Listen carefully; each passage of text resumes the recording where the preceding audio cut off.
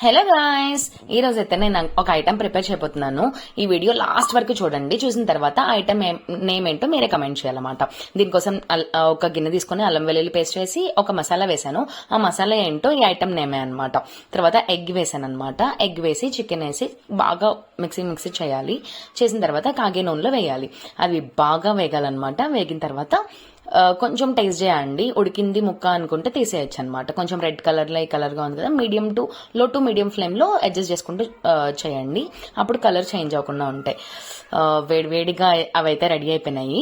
తర్వాత ఆ నూనెలోనే నేను జీడిపప్పు కరివేపాకు వేసి ఫ్రై చేశాను అనమాట. తర్వాత గార్నిష్ చేశాను అనమాట తోటి. యమ్మీ రెసిపీ అయితే రెడీ అయిపోయింది. ఆ రెసిపీ ఏంటో మీకు తెలిసిపోయి ఉంటది. ఈ పాటికి కమెంట్ చేయండి. నేనైతే ఫుల్ కుమ్మేశాను. ఇక్కడ ఫుల్ వర్షం పడుతుంది. ఈ వీడియో కనుక మీకు నచ్చినట్టయితే కమెంట్ చేయండి, షేర్ చేయండి, లైక్ చేయండి, నా ఛానల్ కి సబ్స్క్రైబ్ చేయండి.